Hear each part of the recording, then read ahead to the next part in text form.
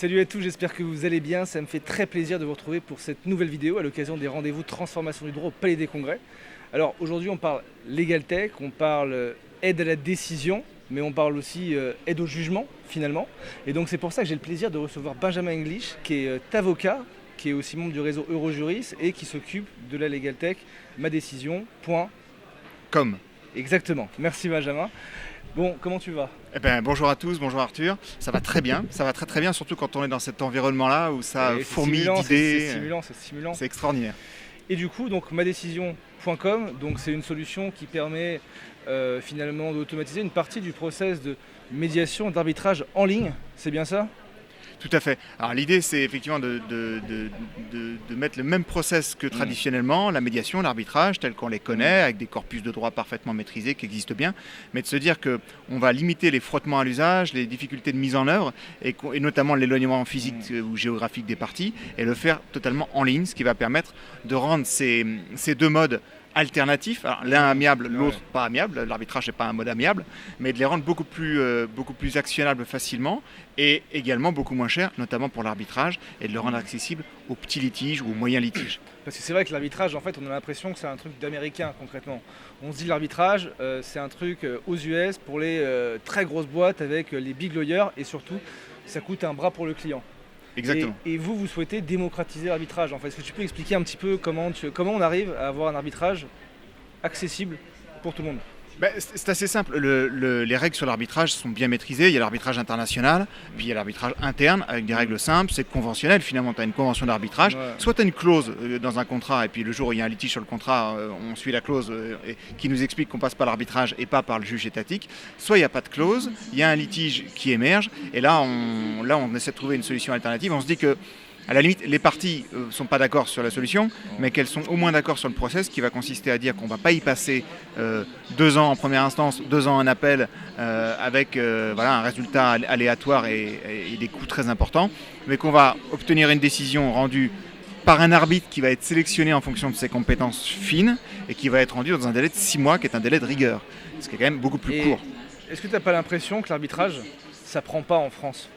C'est-à-dire que moi, parfois on peut avoir le sentiment que c'est pas encore rentré dans les mœurs, qu'on aime aller au contentieux, qu'on aime aller au tribunal de droit commun. Oui. Alors ça tient à plusieurs choses. Ça tient au fait que l'arbitrage n'est pas assez connu des parties, mais également des praticiens, des avocats, qui peut-être ont un réflexe de faire ce qu'ils ont appris à faire depuis 15-20 ans, de saisir le tribunal de commerce, le tribunal judiciaire. C'est assez simple, on sait comment faire, on est habitué. Mais finalement, quand on a des solutions comme ça, où à la fin le client, au bout de 2 ans, 4 ans de procédure, vient te voir et te dire ouais mais c'est bien, mais en attendant, ça fait 4 ans qu'on y est, on a une solution, mais elle a mis du temps à venir. Et est-ce qu'on n'aurait pas pu passer par un autre moyen ? Et pour autant, la conviction qu'on a, c'est pour ça qu'on fait de la médiation d'un côté et de l'arbitrage de l'autre, c'est qu'il y a une partie des contentieux qui peuvent se résoudre à l'amiable et une autre partie qui ne vont pas se résoudre à l'amiable. C'est pour ça que l'arbitrage, il a l'avantage de faire du contentieux. Il y a une sentence, c'est un jugement. Après, tu peux obtenir l'exéquature, mais c'est un jugement. Alors, ça prend moins en France. De manière générale, l'arbitrage sur les petits litiges... Mais je pense que c'est l'avenir et c'est ce qui fera qu'aujourd'hui, il y a une partie des petits litiges qui ne sont pas couverts par le droit. Les gens ne saisissent pas la justice. Avec l'arbitrage, peut-être qu'il y a quelque chose à faire. Exactement. Et du coup, j'ai cru comprendre que vous aviez levé un peu d'argent, c'est ça ? Alors, on n'a pas encore levé d'argent. Pour l'instant, on travaille sur des fonds propres. On est au stade du proof of concept. Maintenant, le concept, il est bien éprouvé. Ça y est, on a rentré des vrais cas qu'on est en train de résoudre. On sait ce qu'il faut faire, ce qu'il ne faut pas faire, notamment les écueils qu'il ne faut pas éviter. Parce que aussi ce marché de l'arbitrage et de la médiation en ligne a été forgé par d'autres acteurs qui sont arrivés devant nous et on essaie d'apprendre de leurs erreurs.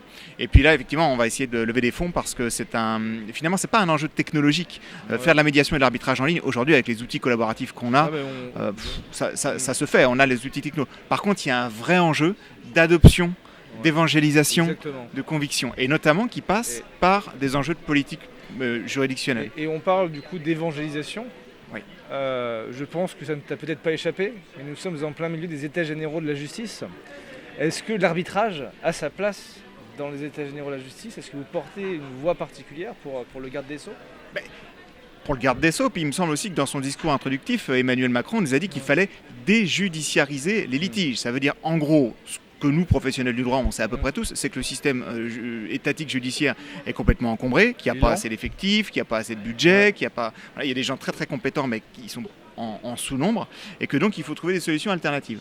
Et alternatives, encore une fois, c'est pas forcément amiable. Ça peut être amiable parce qu'une grosse partie de contentieux peut être résolue à l'amiable, mais ça peut être aussi finalement d'accepter que tout ce qui est arbitrable, tout ce qui n'est pas du domaine régalien, tout ce qui n'est pas divorcer les gens, leur donner ou leur retirer une nationalité ou faire du pénal, évidemment, c'est du domaine régalien.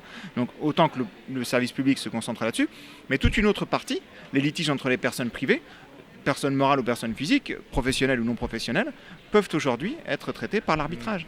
Et avec en plus, on a quand même un panel, nous on a un panel de 50 médiateurs ou arbitres, tous parfaitement compétents, répartis sur le territoire, de plein de domaines différents, qui sont tous très pointus dans des domaines spécifiques, et qui permet finalement de faire matcher la rencontre entre des parties et un arbitre, un juge, mais en l'occurrence un arbitre, qui va correspondre parfaitement à leurs compétences. Donc il y a un véritable enjeu d'externalisation d'une partie du contentieux qui répond probablement à un enjeu politique public. Comme du reste, ça existe dans d'autres domaines. Hein. Tu prends l'hôpital, il y a l'hôpital public, l'hôpital privé, ça marche très bien. Et puis c'est vrai que sur la question par exemple du droit prud'homal, quand on voit le taux d'appel au prud'homme, on se dit peut-être que l'arbitrage, il y aurait quelque chose à faire dessus. En tout cas, merci beaucoup Benjamin pour cet entretien. N'hésitez pas vous à aller tester madécision.com et aussi de manière générale vous sensibiliser à l'arbitrage parce que je pense que c'est assez intéressant, c'est important. Il y a un réseau d'avocats qui est référencé dans ma décision, donc peut-être que si vous voulez rejoindre, n'hésitez pas à solliciter l'Eurojuriste par rapport à ça. En tout cas, merci beaucoup et merci passe à un très bon salon. Merci, toi aussi.